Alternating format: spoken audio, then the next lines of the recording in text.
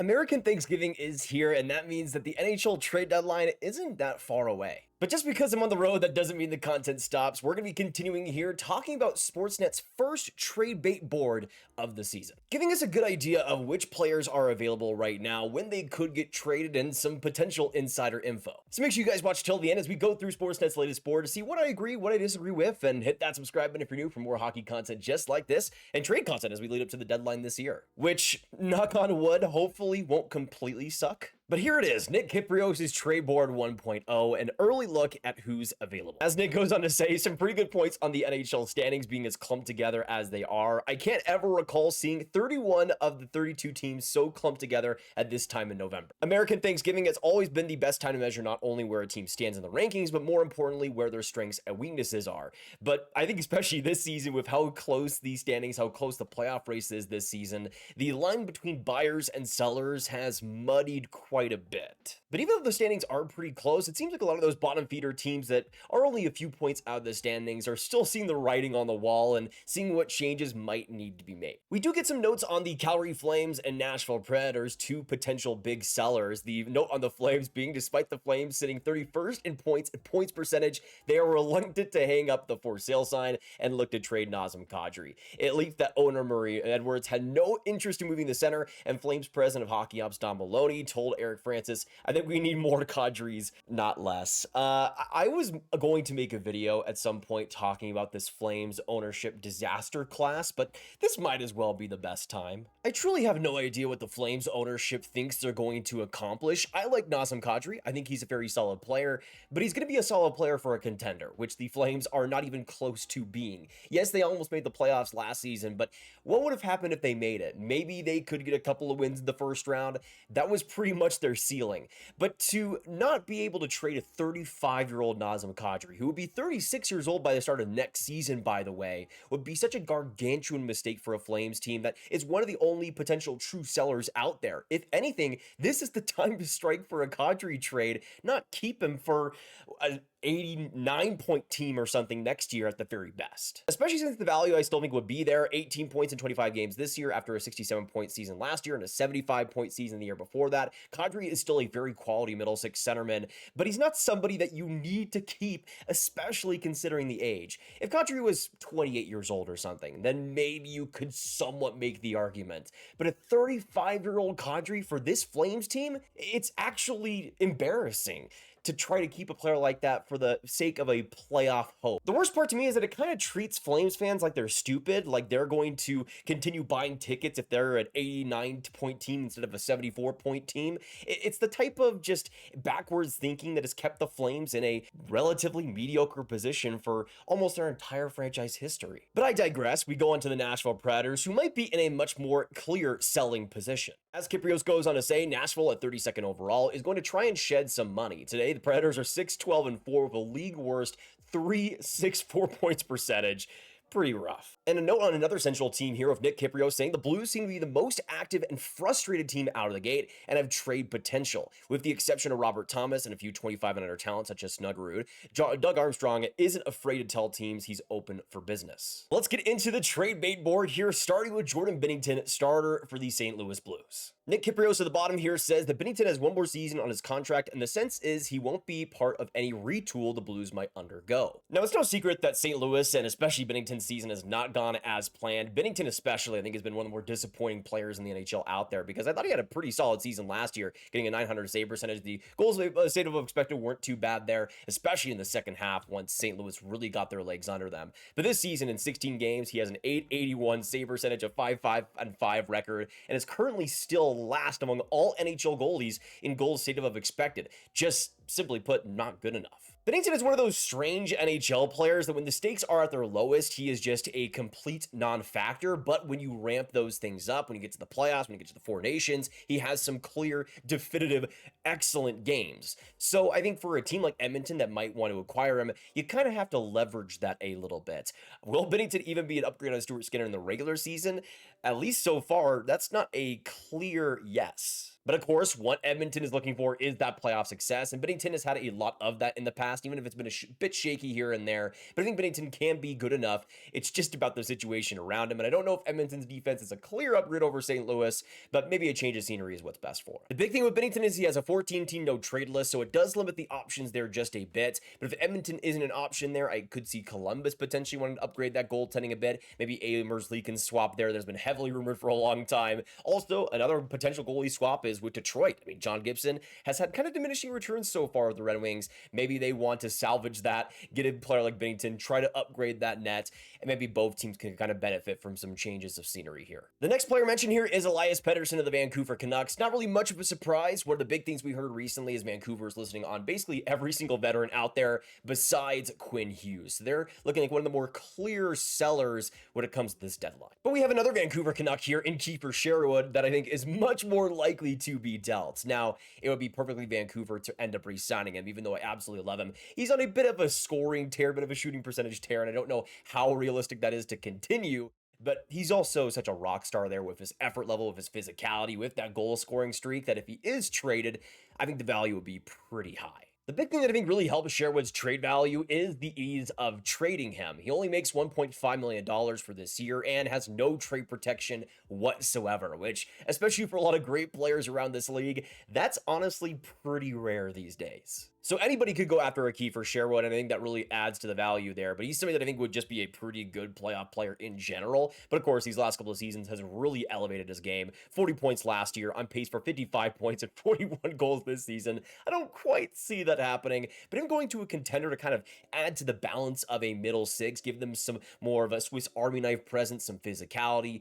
He's a very simple player, but I think in Sherwood's case, you kind of know what you're getting, and he kind of could be maybe similar to that type of Brennan Hagel presence when the Tampa Bay Lightning traded for him. I don't quite see the same point totals coming out of Sherwood, but a similar type of projection, and of course the ease of trading as well. Even though Sherwood didn't have the term that Hagel does, that low AAV is pivotal. Next up, we go on to a section with a bunch of Calgary Flames, and of course first comes up Nazem Kadri. Even though we heard that the Flames aren't really at a stage where they're willing to trade Kadri, that's also what they're saying in November. Anything and everything can change when we get into the February period, and especially if the Flames are still 31st in the NHL, I think that could change some things. As Nick goes on to say, though, when it comes to the actual contract, Kadri's a 13-team no-trade clause and another 3 years left on his contract at $7 million. That AAV is really what's holding back things, and that term as well at 35 years old. So you kind of have to have a team that's not just wanting to contend this year, but for the next couple of seasons that would really take the chance on a guy like that. In terms of the teams that I think could be interested for Kadri, Montreal, of course, has been floated around a ton. I still think that last year specifically is kind of what's hurting his placement with the Habs, even though I think it could be a good stopgap in the way of a Michael Hage potentially being ready. Of course, Carolina is another team that's also been heavily rumored. Stamkos, I think, has been okay at center, but they kind of been in flux a little bit there still at that second line center spot. So if they want some more surety there, they could absolutely go for Kadri. One team that I think kind of goes under the radar, though, in the Kadri sweepstakes is the Washington Capitals, actually. You had Dubois with that major surgery out for a while. Their center situation has kind of been in a weird spot. McMichael hasn't been fantastic for them this year. So maybe they want to go after a player like that to kind of add to the veteran presence of that team, make them a little bit more competitive for the next couple of years. I think they could kind of be a bit of a sleeper here. Now, we also got a winger here from the Flames in Blake Coleman, Plano, Texas stud here being available. And he's something that I think could be also another one that has that playoff pedigree, has that physical style that teams love. Even though the point production isn't going to be amazing, he's always kind of been an underrated goal scorer for the Flames. I don't think a lot of people realize that Coleman, even just a couple of years ago, scored 30 goals, 54 points for the Flames in 78 games. It has decreased in terms of point production these last couple of years, and I think that's rightfully so. His scoring touch isn't quite the same way, but he gets into the right positions, and again, the playoff pedigree for how many minutes he's able to play well, for the energy he still provides at 33 years old. He's, again, one of those sure things, those sure players that you kind of know is just going to play well and be in a positive direction in the playoffs, and that is still extremely valuable, even if I think the trade protection especially makes it a lot harder. Only having 10 teams available makes that quite a lot tougher. Interestingly, we have a big name here in Justin Falk of the St. Louis Blues, who's had some pretty good goal scoring abilities this year, 6 goals through 23 games, but saying that Falk has less term, signed through next season at $6.5 million, and trade protection, a 15-team no-trade list compared to Parayko. He is one in focus on my trade board. Falk, 33, is very attractive on the trade market. He is kind of seen as an option for teams to look at if they lose out on acquiring a player like Rasmus Anderson, from Calgary. I will say, I think Justin Falk at this stage is a bit of a limited player, especially defensively, but he's something that has a bomb from the point, can be good at the power play. I don't really know how optimistic I am about the rest of his game, but there is still somebody there that I think could be a valuable playoff performer. Now we go on to the Nashville Predators of the group. Steven Stamkos, of course, as a big one. Even just a month ago when the Preds were initially struggling, I thought Stamkos could be an interesting trade option, even though the production hasn't been very good this year. Now Stamkos is up to 7 points now, so I guess that is something, but as Nick Kiprio says, I don't think this is going to be an urgent trade, at least not until he improves a bit and shows teams he's worth trading for. His $8 million AAV is an issue because even if someone takes 50% of that, they'll want to see something from him that shows he's even worth a $4 million roster spot. I will say this, I am not a big fan of Steven Stamkos' game at this point. I think the foot speed has heavily decreased. The actual effort, the physicality on the ice is just not really there at this stage. If you're able to get a really good play driver, playmaking center around him, then I think that could be an interesting fit, but he kind of needs that pair to be even serviceable. But then we go on to the center we mentioned before in Ryan O'Reilly, who recently had the actual trade price come out, a first round pick and a solid prospect as well, which I think Ryan O'Reilly could command. Might be a bit steep, but it will be interesting here to see which team bites. Because as Nick talks about, he has 13 points in 22 games. At 34 years old, with another year left in his contract at a $4.5 million cap hit, might O'Reilly be open to change with another cup chase now? He plays a premium position at center and has appealing postseason experience and success. And that is the thing here, is that even though Ryan O'Reilly is on the older side of things, I think he could still be a really good third line C on your playoff team. And especially at that cap hit at just $4.5 million, I think that's a really easy contract to even have some more salary retention on there. Now, a couple of names that make sense, like Brandon Shen and Alex Tuck, are also in this article, but I did want to touch on Brandon Carlo here of the Leafs, which is going to be an interesting case here because they just traded for Carlo last season, and so far the returns haven't been all that successful. The points are never going to be there in Carlo's case, but just 2 points in 18 games isn't enough to make for the fact that his defensive game and speed has really taken a nosedive. As Nick goes on to say, the Leafs did explore trading Carlo last offseason, but couldn't get the right deal. There's a strong suggestion that Toronto and Buffalo were in talks over having Carlo involved in the JJ Peterka trade. Now Carlo is hurt, which will slow down any talks, and he hasn't had a great year on the ice either. In fact, none of the Leafs have. However, Carlo still has some attraction to other teams. He can log big minutes, is a right shot, still relatively young, and in terms of the Boston's eating that salary, he'll account for just $3.4 million on the cap, which, I'll be honest, I think is the biggest thing that can make him easier to trade. Honestly, I think this just makes sense for the Leafs in a lot of ways. If they trade Carlo for a more young, faster D, then I think that is something I can get behind, but that's kind of the only thing I could really see Toronto doing to try to improve that roster, because in Carlo's case, he was another not old necessarily, but an older fueling player that was slow, that defensively was caught out of position way too many times, and often just felt like he was relying on his body and physicality to get by.